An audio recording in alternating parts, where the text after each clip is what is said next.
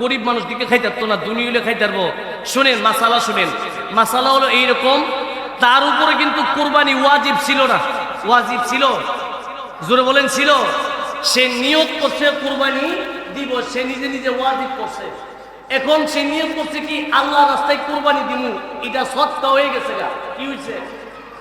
জোরে বলেন কি হয়েছে?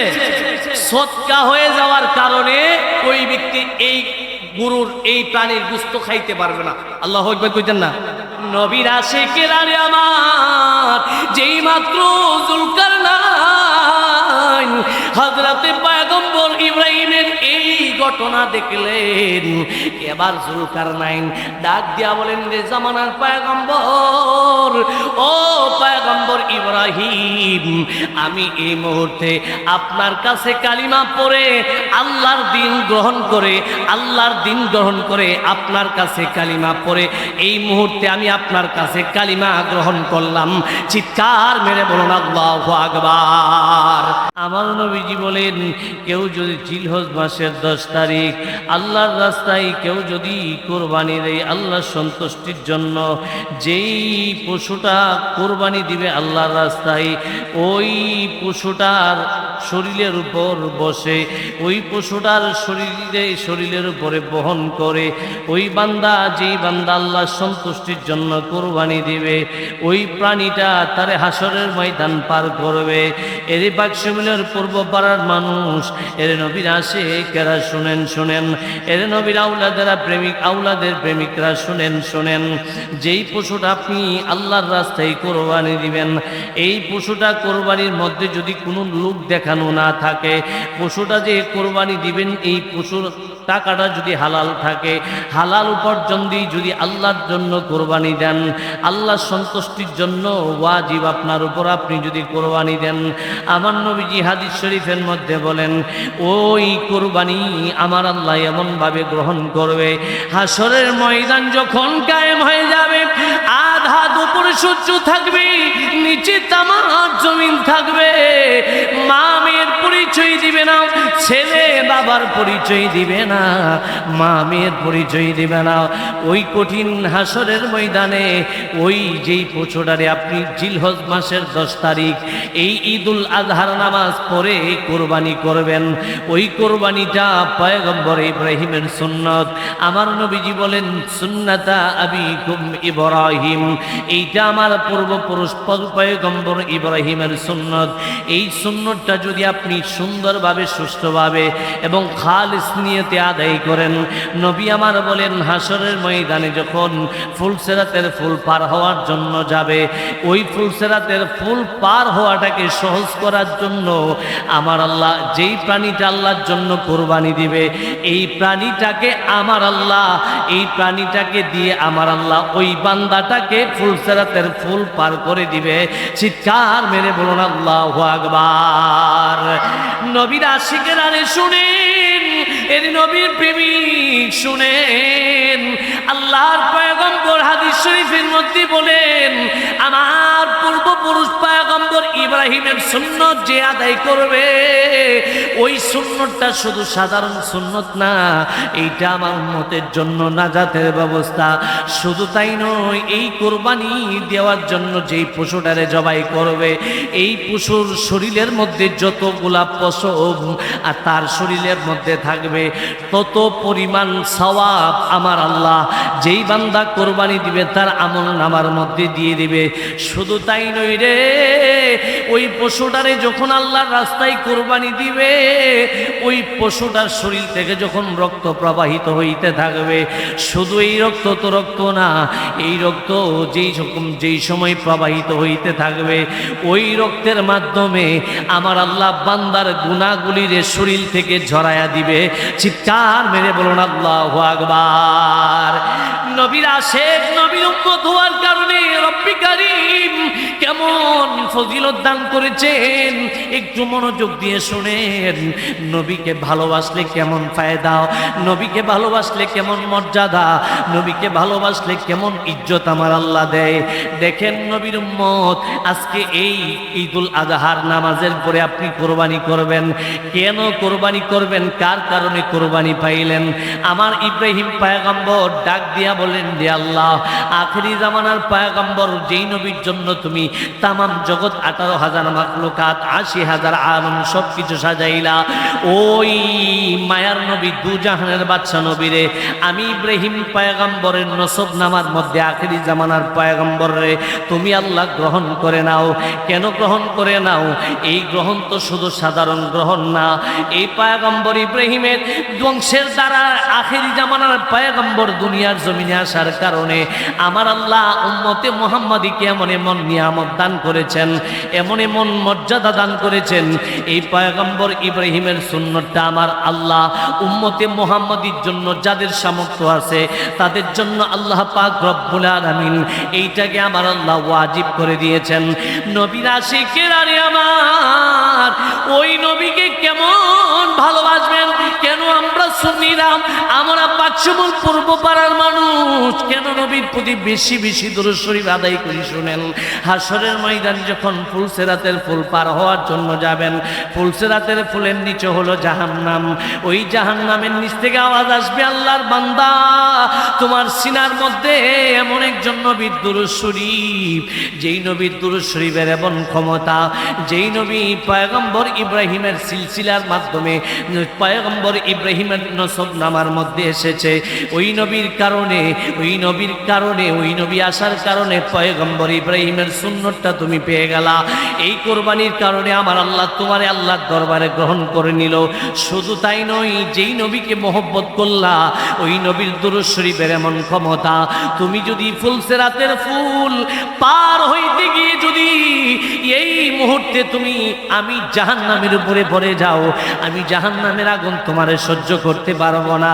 নবীর দুরূদ শরীফের ক্ষমতার কারণে আমি জাহান্নামের আগুন নিভে যাবো রে আল্লাহর বান্দা। আর দেরি কইরো না রে ও নবীর আশিক, নবীর প্রেমের আলোচনা চলতেছে ঈদের নামাজের পূর্বে, আর ঘরের ভিতরে বৈশা থাকেন না। নবীর মহব্বতে ভালোবাসায় ঈদুল আজহার নামাজের জন্য আপনি মসজিদের ভিতরে চলে আসুন, নবীর দুরূদ শরীফ আদায় করুন, মিলাদ মাহফিল করুন, নবীর প্রেমের কথা শুনুন। নবীর প্রেমের কথা শুনলে কেমন লাভ? যেই নবীর প্রেমের খাতিরে, যেই নবীর দুরূদ শরীফের খাতিরে জাহান্নামের আগুন পর্যন্ত আল্লাহর বান্দারে ভয় পায়, ওই মায়ার নবী রাহমাতুল লিল আলামিনের উপরে মায়া নিয়া, ভালোবাসা নিয়া, মহব্বত নিয়া মায়ার নবীর প্রতি দুরূদ শরীফ আদায় করেন। দুরূদ শরীফ এখানে আছে, আল্লাহুম্মা সাল্লি আলা সাইয়্যিদিনা মাওলানা মুহাম্মদ ওয়া আলা আলি মুহাম্মদ কামা বারাকতা আলা ইব্রাহিমা ওয়া আলা আলি ইব্রাহিম ইন্নাকা হামিদুম মাজিদ। আছে না নাই? জোরে বলেন, আছে না নাই? এটা কি? দুরুদে ইব্রাহিম। এটা প্রচলন হয়ে গেছে দুরুদে ইব্রাহিম। তবে আমি আপনাদের কাছে একটা কথা বলে যাই, কোন পৃথিবীর কিতাব দিয়ে তারা প্রমাণ করতে পারবে না যে এই দুরুদের নাম দুরুদে ইব্রাহিম। সুবহানাল্লাহ। এটার মধ্যে হযরত পয়গম্বর ইব্রাহিমের নাম কয়বার আসছে আর আমার নবীর নাম কয়বার আসছে একটু দেখেন আপনারা। দলিল হইল পরের বিষয়, দলিল আমার থেকে নিবেন, অসুবিধা নাই। এটার মধ্যে সর্বপ্রথম কার নাম আইছে? আল্লাহুম্মা সাল্লি আলা মুহাম্মদ ওয়া আলা আলি মুহাম্মদ কামা সাল্লাইতা আলা ইব্রাহিম। আগে নবীর নাম আইছে, নবীর আওলাদের নাম আইছে, এরপরে ইব্রাহিম নবীর নাম আইছে। সুবহানাল্লাহ কইতেন না? এই দুরুদের নাম আছিল দুরুদে মুহাম্মদ। নাম কি? জোরে বলেন, নাম কি? দুরুদে। কিছু দালাল ইহুদিরা টেহা খায়া, এই মোল্লাডি ইহুদিরা টেহা খায়া এই দুরুদের নাম বানাই দিছে দুরুদে ইব্রাহিম। নাউজুবিল্লাহ কইতেন না? আর হুজুরে কোন না নাউজুবিল্লাহ? আচ্ছা, কোন এটা কি নবীর সাথে জুলুম হইছে না? জোরে বলেন, জুলুম হয় নাই? তো পয়গম্বর ইব্রাহিম কিন্তু আমাদের নবীর অন্য কেউ না, আমাদের নবীরই আওলাদ। তো পয়গম্বর ইব্রাহিম আল্লাহর দরবারে দোয়া করছেন, আল্লাহ শুনেছি আখির জামানার পয়গম্বর নাকি দুনিয়ার জমিনে আসবে, তুমি আল্লাহ আমারে দয়া করে মায়া কইরা আমার আওলাদের ভিতরে, আমার নসবের ভিতরে আখিরি জামানার পয়গম্বরে দিও। সুবহানাল্লাহ বলেন না আল্লাহু আকবার। তাহলে বোঝা গেল, যদি পয়গম্বর ইব্রাহিম ছায়া তার নসবের ভিতরে আখিরি জামানার পয়গম্বরে আনতে পারে, আমরা যদি আল্লাহর দরবারে চাই যে আল্লাহ আমার একটা সন্তান তুমি আলেম বানায়া দুনিয়ার জমিনে আলেম বানাইতে চাই, এমন একটা সন্তান দিও, আল্লাহ এই দোয়া কবুল করতে পারেনি? এই জোরে কোন পারেনি? এবার শুনেন, পয়গম্বর ইব্রাহিম কেমন ইব্রাহিম? পয়গম্বর ইব্রাহিম যখন খানায়ে কাবা নির্মাণ করেন হযরত ইসমাঈলকে নিয়ে, তো পয়গম্বর ইব্রাহিমের সাথে একজন জমানার প্রখ্যাত বাদশা জুলকারনাইনের নাম শুনছেন? জোরে বলেন, নাম শুনছেন আপনারা? বাদশা জুলকারনাইন উনি কিন্তু পয়গম্বর ইব্রাহিমের কাছে ইসলাম গ্রহণ করছে। সুবহানাল্লাহ বলেন না আল্লাহু আকবার। একটু পানি খাওয়াই তুই আমার। পয়গম্বর ইব্রাহিম পয়গম্বর খানায়ে কাবার পাশে বসে আল্লাহ আল্লাহ আল্লাহ আল্লাহ জিকির করতেছেন। এই পয়গম্বর ইব্রাহিমের পাশ দিয়া জুলকারনাইন বাদশা চলে যায়। জুলকারনাইন বাদশা ডাক দিয়ে বলেন, যে আল্লাহর বান্দা, আপনার পরিচয়টা কি? আপনার পরিচয়টা একটু আমারে বলেন। যেই মাত্র এই কথা বলল, পয়গম্বর ইব্রাহিম ডাক দিয়া বলেন, যে আল্লাহর বান্দা শুনেন শুনেন, আমি হলাম জামানাত পয়গম্বর হযরতে ইব্রাহিম আলাইহিস সালাতু ওয়াস সালাম। চিৎকার মেরে বলুন আল্লাহু আকবার। যেই মাত্র এই কথা বললেন, এবার জুলকারনাইন বাদশা ডাক দিয়া বলেন, পয়গম্বর ইব্রাহিম, আপনি যে জামানার পয়গম্বর, এটা আমি কেমনে বিশ্বাস করব? কি করলে বিশ্বাস করব? আপনি যে জামানার পয়গম্বর, এটা আমি কিভাবে বিশ্বাস করব? এবার হযরতে ইব্রাহিম পয়গম্বর ডাক দিয়া বলেন, জুলকারনাইন, কি করলে তুমি বিশ্বাস করবে আমি জামানার পয়গম্বর ইব্রাহিম? এবার জুলকারনাইন ডাক দিয়া বলেন, রে পয়গম্বর, এবার ইব্রাহিম নবীরে জুলকারনাইন ডাক দিয়া বলেন, আপনার পাশে যে 6টা বুকরি আছে, এই 6টা বুকরি যদি স্বীকৃতি দেয় আপনি জামানার পয়গম্বর, তাহলে আমি এই মুহূর্তে বাদশা জুলকারনাইন আপনার হাতে ইসলাম গ্রহণ করব। চিৎকার মেরে বলুন আল্লাহু আকবার। বাদশা জুলকারনাইন উনি কি সাধারণ বাদশা? কথা কইতে হইব, সাধারণ বাদশা?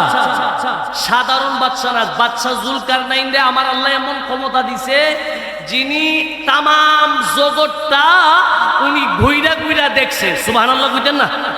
বলেন না আল্লাহু আকবার। এবার পয়গম্বর ইব্রাহিমের কথা মনে আসেনি? জোরে বলেন, মনে আসেনি? কি শর্ত দিছে? যে যেই 6টা বুকরি আছে, এই বুকরি 6টা যদি আপনার ব্যাপারে স্বীকৃতি দেয় যে আপনি জামানার পয়গম্বর, তাহলে আমি বাদশা জুলকারনাইন, যার কথা আল্লাহ কোরআনে লিখে দিয়েছেন, বাদশা জুলকারনাইনের কথা আল্লাহ কোরআনে লিখছেন, ওই বাদশা জুলকারনাইন বলতেছেন, যদি বকরি স্বীকৃতি দেয় আপনি পয়গম্বর, তাহলে আমি আপনার কাছে দ্বীন গ্রহণ করব। সুবহানাল্লাহ কইতেন না? এই আওয়াজ দেন না, জোরে করেন না সুবহানাল্লাহ। বলেন না আল্লাহু আকবার। পয়গম্বর ইব্রাহিম ডাক দিয়া বলেন, ও জুলকারনাইন, শোনো শোনো, তুমি আমার কাছে জানতে চাইলা 6টা বুকরি যদি আমারে স্বীকৃতি দেয় আমি জামানার পয়গম্বর, এই স্বীকৃতি যদি আমারে দেয় রে ও জুলকারনাইন, আমি ওই 6 বকরি রে কখনো বলবো না আমি জামানার পয়গম্বর। তুমি এই জায়গার মধ্যে দাঁড়ানো থাকবা, তোমার চোখের সামনে 6টা বুকরি এই মুহূর্তে বলবে আমি জামানার পয়গম্বর হযরতে ইব্রাহিম। কিতাব প্রমাণ করে, তাফসীরের কিতাবের মধ্যে লেখেন, আল্লাহর পয়গম্বর হযরত ইব্রাহিম নবী যেই মাত্র জামানার পয়গম্বর ইব্রাহিম যেই মাত্র জুলকারনাইনের সাথে এই কথা বললেন, বলা মাত্র 6টা বুকরি আল্লাহর পক্ষ থেকে জবান খুলে গেল।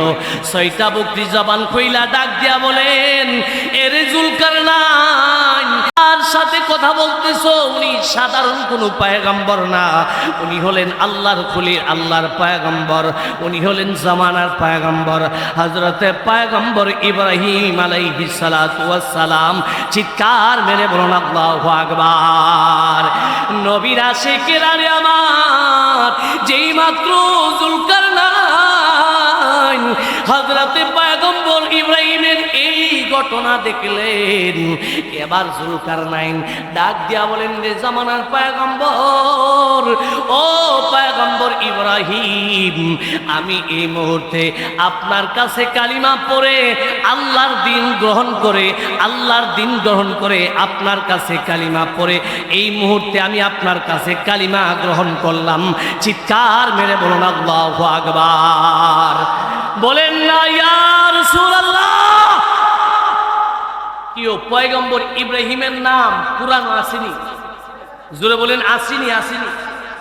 হযরতে জুলকারনাইন বাদশার নাম কুরআনে আসেনি? জোরে বলেন আসেনি? আসেনি। শুধু জুলকারনাইন কেমন বাদশা শুনেন, ইয়াজুজ এবং মাজুজ, ইয়াজুজ এবং মাজুজ দ্বারা কিয়ামতের পূর্বে দুনিয়াতে আসবে, তাদেরকে যে প্রাচীর, এই সীসা ডালাই করা প্রাচীর তৈরি করে দিয়েছিল উনি ছিলেন হযরতে এই বাদশা জুলকারনাইন। জোরে বলেন না সুবহানাল্লাহ, বলেন না আল্লাহু আকবার। আচ্ছা কোন যেই বাদশা জুলকারনাইন ইয়াজুজ মাজুজকে থামায় রাখার ক্ষমতা আছে, উনার পাওয়ারটা কম না বেশি? জোরে বলেন কম না বেশি? যেই বাদশার এত ক্ষমতা, ওই বাদশা যদি পয়গম্বর ইব্রাহিমের কাছে দিন গ্রহণ করে তাহলে পয়গম্বর ইব্রাহিমের পাওয়ারটা ওই বাদশার চেয়ে কম না বেশি? আরো জোরে বলেন কম না বেশি? তো ওই পয়গম্বর ইব্রাহিমের সুন্নত শুনেন। আন জারির ইবনে আরকাম রাদিয়াল্লাহু তাআলা আনহু, রিওয়ায়াতের মধ্যে আসতেছে আন জারির ইবনে আরকাম রাদিয়াল্লাহু তাআলা আনহু ক্বালা আসহাবি রাসূলিল্লাহ সাল্লাল্লাহু আলাইহি সাল্লাম মা হাদিহিল আদহা। নবীজি বলেন ক্বালা সুন্নাত আবিকুম ইব্রাহিম, ওই যে আমার উম্মতেরা তোমরা যে কুরবানি করো এটা কিন্তু সাধারণ কোনো কুরবানি না, এই কুরবানিটা হলো আমার পূর্বপুরুষ পয়গম্বর ইব্রাহিমের সুন্নত। জোরে বলেন না সুবহানাল্লাহ। এই পয়গম্বর ইব্রাহিমের সুন্নতটা আমার আল্লাহর কাছে এত পছন্দ লাগছে যে এটা আমার উম্মতের জন্য যাদের সামর্থ্য আছে আমার আল্লাহ তাদের জন্য আমার আল্লাহ ওয়াজিব করে দিচ্ছে। সুবহানাল্লাহ, বুঝেন না? বলেন না আল্লাহু আকবার। দুইটা মাসালা আপনাদের কাছে বলি, এই মাসালাগুলা অনেক সময় আমাদের সাথে হয়ে থাকে। অনেকে আসে না গরু ফালে, আসেনি? এরকম জোরে করে আসেনি? আসেনি। গরু ফালা অবস্থায় দেখবেন গরু খাইটাই না, গরু ওষুধ দিয়েও খাওয়াইতারে না, এটা খাওয়ান বন্ধ হয়ে যায়, এইরকম ঘটনা হয়নি? জোরে কোন হয়নি? এমতো অবস্থায় করলে অনেক মালিক নিয়ত করে যে গরুটা যদি খায়া তাজা তাজা হয় তাইলে কিন্তু তারে আমি আল্লাহর রাস্তায় এবছর কুরবানিতে তারে কুরবানি দিব। সুবহানাল্লাহ কইতেন না? এইরকম আসেনি? আসেনি? জোরে কোন আসেনি? আসেনি? আছে। এবার শুনেন মাসালা, যদি এইরকম হয়ে থাকে ওই ব্যক্তি তো অবশ্যই আল্লাহর রাস্তায় কুরবানি করতে হইব, নিয়ত করছে।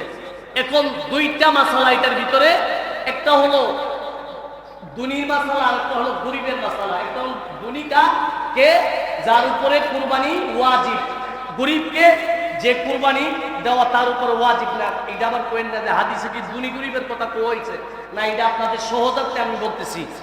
যদি ওই ব্যক্তি, যে ব্যক্তি এই নিয়ত করছে, ওই ব্যক্তি যদি গরিব হয় মানে তার উপরে কুরবানি ওয়াজিব না এরকম ব্যক্তি হয়, সে কুরবানি করতে পারবে কিন্তু এই কুরবানির এক টুকরা গোশত খাইতারতো না, এক টুকরার গোশত খাইতারতো না। এইরকম ঘটনা আমাদের সমাজে আসেনি? জোরে কোন আসেনি? এখন কইতে পারেন সে যদি ধনী হয় তাহলে সে খাইতে পারবে। এখন কইতে পারেন হুজুর আপনারা কি দরবার লাগাই দিলেন, এটা কোনো কথা হইলো? গরিব মানুষ দিকে খাইতারতো না, ধনী হইলে খাইতারবো। শুনেন মাসালা, শুনেন মাসালা হলো এইরকম, তার উপরে কিন্তু কুরবানি ওয়াজিব ছিল না। ওয়াজিব ছিল? জোরে বলেন ছিল? সে নিয়ত করছে কুরবানি দিব, সে নিজে নিজে ওয়াজিব করছে। এখন সে নিয়ত করছে কি আল্লাহ রাস্তায় কুরবানি দিমু, এটা সৎকা হয়ে গেছে। কি হইছে? জোরে বলেন কি হইছে? সৎকা হয়ে যাওয়ার কারণে ওই ব্যক্তি এই গরুর এই প্রাণীর গোশত খাইতে পারবে না। আল্লাহু আকবার কইতেন না? এটাও শরীয়তের ফায়সালা। আল্লাহ পাক অনেক সময় এইরকম আমাদের সমাজের মধ্যে হয়ে থাকে। এই যদি এরকম হয়ে থাকে আপনারা এটা নির্দেশনা মানবেন। আল্লাহ পাক আমাদেরকে কবুল করুক, সকলে বলুন আমিন।